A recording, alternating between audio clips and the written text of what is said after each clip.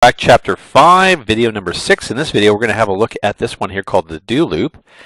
And it's another way that we can do repetition with a slightly different option of putting in, well, a condition that could be met based on a variable.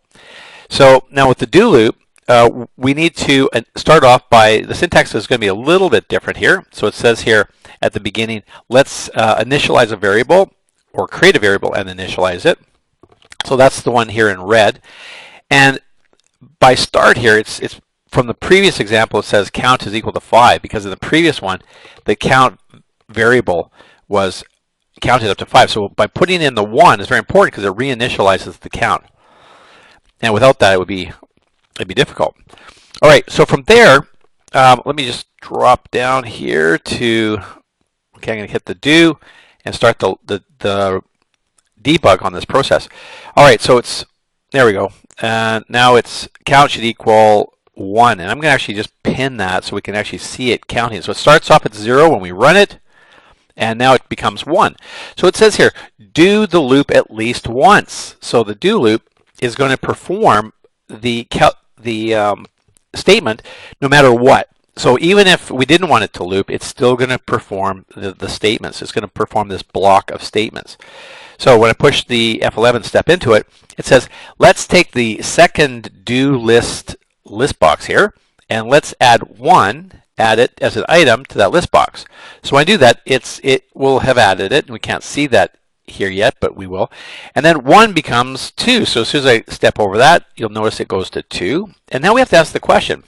So the question is, we're going to do the loop while the condition is true now. So now it's asking the condition, is 2 less than or equal to 5?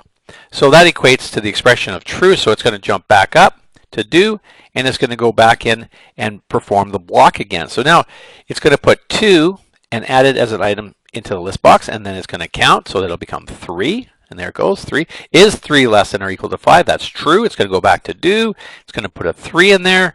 It's going to increment the 3 to a 4, and it's going to repeat that one more time here. It's going to put a 4 in here. Then the count goes to 5. So there's the 5. Is 5 less than or equal to 5? Well, that's still true. So now we're going to go back and do it one more time, and we're going to stick the 5 into the list box. And so in this particular repetition structure with what they call the do loop, is what's unique about it is it's going to perform, or when you need the command to be performed no matter what, at least once, you may consider using the do structure, the do while structure, rather than, let's say, the for looping structure that we just looked at. Because with for, it's going to test the condition first, and if we don't need it, it's going to jump out. In this case, it's going to perform the command first, or the statement first, and then it's going to ask for the condition to see if it should continue to looping through the structure, which is quite different. So when it comes to deciding in your program the logic of how you want the program to repeat, ask yourself that question: do you want it to repeat at least once? If you do, then you're going to use the do while syntax rather than the for, because the for will, you could write it the same way, but it's going to have to go and test the condition, and if it fails the condition, it won't do the statement, so it's a little less efficient. All right, so that's kind of a quick run through of how the do while syntax works, and it's a great way of counting items or counting records or all sorts of stuff we'll be using to repeat many times in our code. All right, so we'll see you in the next video.